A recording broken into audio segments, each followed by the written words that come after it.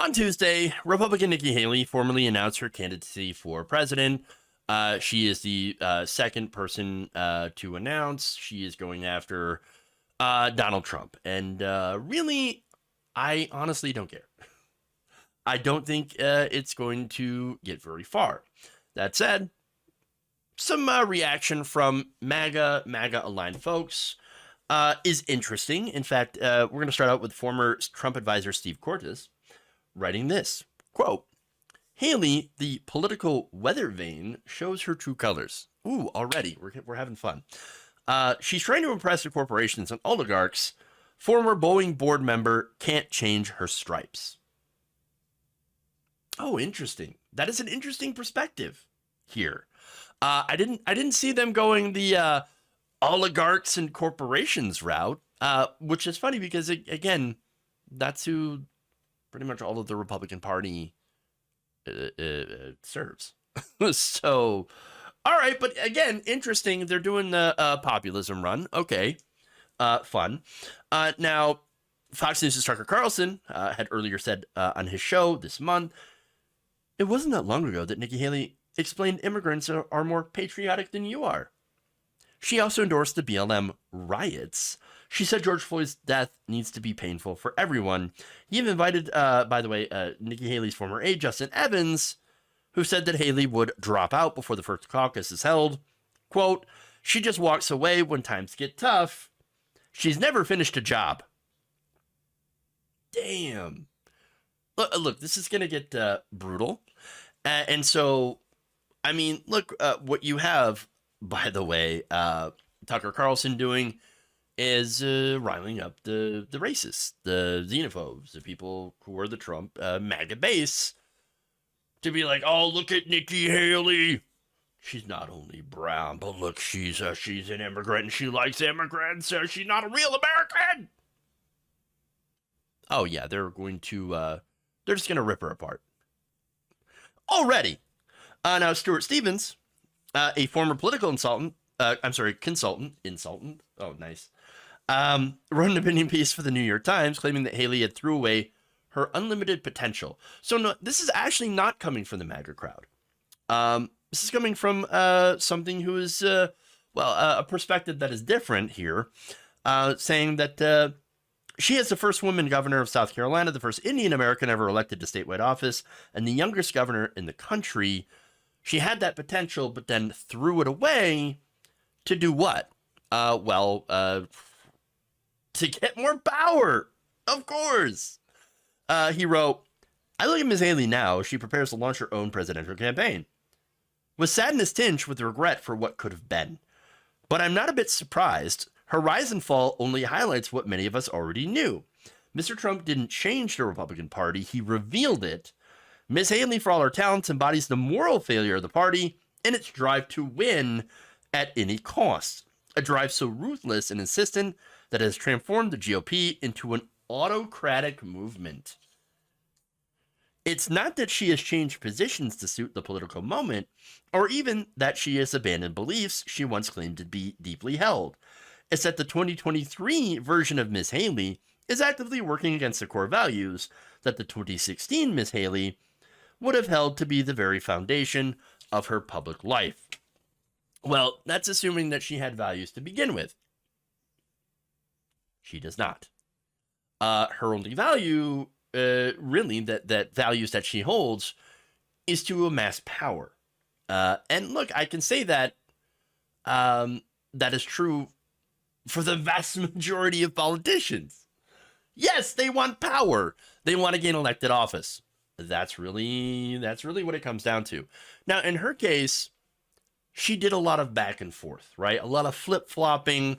But that's not exactly why she has no chance in the Republican primary. The big reason that she doesn't have a chance is, well, number one, she's a woman. Let's be honest. You think Republicans are going to allow a woman to be president? No. Vice president, maybe. But president? No, they will not. Much less an immigrant woman, by the way. And I say that not just because, obviously sexist and racist Republicans without any evidence. No, no, no. It's from their own words. A December 2022 USA Today poll found that a lot of Republicans, about 50%, said the ideal president has to be a male. They're not going to vote for a woman. I don't even know if they'd vote for Marjorie Taylor Greene to be president.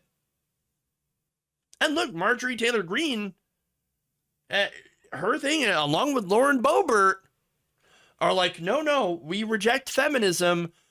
We actually are the weaker, lesser sex. That is something that Boebert has said before. Or was it Greene? Both of them, again, subscribe to that ideology of we are weaker than men, and so obviously shouldn't be in leadership positions, which is funny because what are they doing in Congress then and not making sandwiches? That's their words. That's just following their logic. So look, there's the inherent misogyny and sexism among the right, which has been just ramped up over the last few years. Maybe had it been prior to 2016, there might have been a shot. Maybe. But at this point, no. And by the way, the other reason it's related to this is she wouldn't be able to stand up to Trump. And it's, again, not because she is a woman and that makes her inherently weak. No. It's because rhetorically, she's not going to be able to out-Trump Trump. She personally has too many contradictions about herself. She has tried to have it both ways, sometimes lightly tweaking Trump and then going back and going, oh, no, not going to do that. No. But I will slightly tweak Trump here, and then I'll go back, poke my head out, and then go back. And so there's no consistency there. Okay? And so she's been both pro-Trump, anti-Trump, flip-flopping on pretty much everything, and that does not look good. She is a political weather vane, but really what that does hide is the fact that she is a very standard politician and that she's going to work for the donors. That's it. Again, aside from the rampant misogyny in the right wing, that's one of the things that Republicans despise, is that she is part of the establishment and she appears to have no core values. That's it. They don't trust her. And now, look, according to polling, by the way, and this was taken in January, Nikki Haley only got about 4% of the vote. Now, there's been talk about her jumping into the race for some time now. So it's not like this is a surprise. That same poll, Donald Trump gets 44%, Ron DeSantis gets 32%. So now, another issue comes up, and that's South Carolina, right? So now Tim Scott, another popular right-wing South Carolina senator, or congressman, going to jump in the race. At least very likely. So they're both going to rip each other apart. They're all going to go for the anti-Trump vote. I'm very, very, I think they're both going to go for the establishment because that's where the money is. That's where the party seems to be heading. That's why I think Ron DeSantis is getting a massive, massive push by the establishment, by the big money like the Murdochs, by a lot of the big donors, even the Koch brother, the remaining Koch brother Koch organization is looking to open that war chest. They're going to find somebody, and Nikki Haley's hoping she gets some of that money. So when that happens, again, it's going to divide the already, low amount of anti-Trump votes that there are. Because you're not going to shake those people who are on the Trump train, if you call it, right? So now, is Trump worried about this? Well, let's go to a statement. Even though Nikki Haley said, I would never run against my president. He was a great president, the best president in my lifetime. I told her she should follow her heart and do what she wants to do. I wish her luck. He's not afraid of her at all. No, not afraid of her at all. That is a statement of, you want to you want to jump in? Okay, all right. All that's going to do is help me. Now, that said, Taylor Budowich, head of Make America Great Again, Inc., super PAC aligned with Trump, said that she was, quote, a career politician whose only fulfilled commitment is to herself. Look, he wants her in there because it helps his position. That's it. It's the anti-Trump people that are going to rip themselves apart, and that's only going to help Trump in the polls.